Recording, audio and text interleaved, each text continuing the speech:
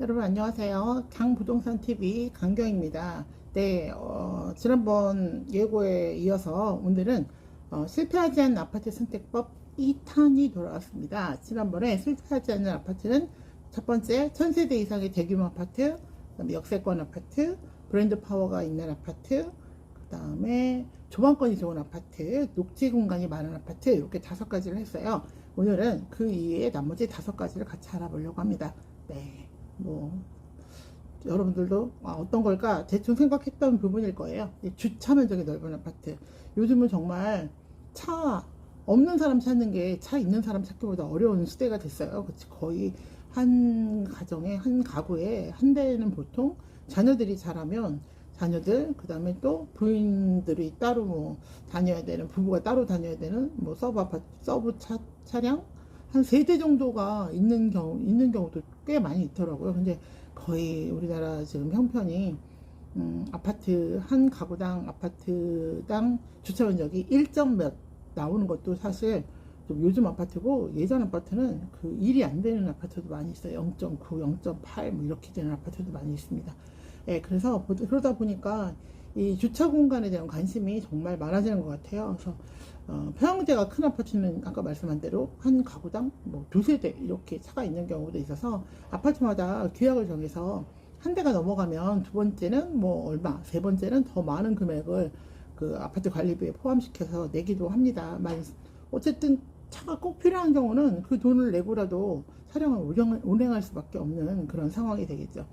만약에 정말 너무 힘들게 출근했다가 야근까지 하고 퇴근했는데 집에 왔더니 차 댈 데가 없어서 아파트 그 주변을 30번을 빙빙 돈다고 생각하면 그 피로감이 정말 몇 배 더 심해질 것 같아요. 그래서 어떻게 그러면 확인을 해야 되느냐. 여러분이 아파트를 구매하고 싶으면 그 아파트를 일단 네이버 부동산에 들어가면 그 아파트 정보가 따로 나와요. 그쪽에 보면 단지 정보 안에서 그 한 아파트에 한 가구당 주차 가능한 수치가 나옵니다. 그래서 1점 보통 07, 08 뭐 이런 식으로 나오고, 좀 작은 옛날 아파트인 경우는 0.9 뭐 이런 식으로 나옵니다. 그래서 그런 것들을 좀 주의해서, 나는 꼭 차가 필요하다 한다면 그런 것들을 주의해서 볼 필요가 있을 것 같아요. 그 다음 요즘은 또 예전에 많이 나왔던 맹모 삼천지교란 말이 또 요즘도 많죠. 예, 학원가가 정말 그 서울의 대치동의 아파트가 왜 비쌉니까? 정말 아파트 되게 좋지도 않은데도 불구하고 아파트 가격이 어마어마한 이유는 대치동에 그 유명한 학원들이 몰려있기 때문이죠. 또 서울 북부도 중계동 쪽이 또 다른 지역에 비해서 아파트 가격이 높은 이유는 중계동도 또 학원가가 굉장히 많이 몰려 있어요.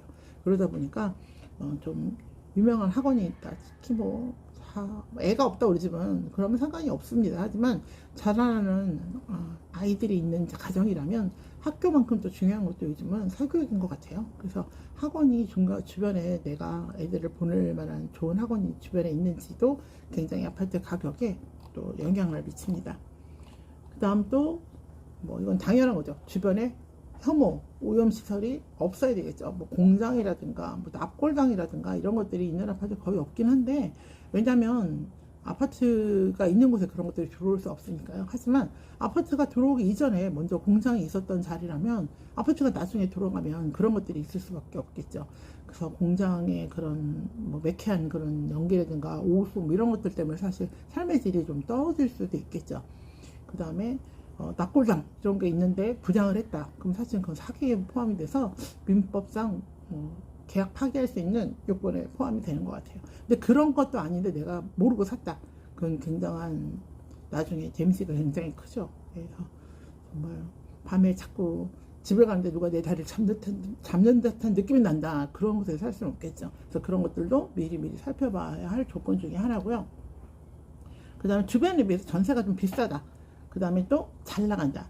당연히 그냥 전세가 비싸기만 한 아파트는 안 됩니다. 괜히 쓸데없이 비싸기만 하고 전세 물량이 없으면서 나가지도 않는다. 그런 아파트는 나중에 팔리지도 않는다는 얘기가 되는 거죠.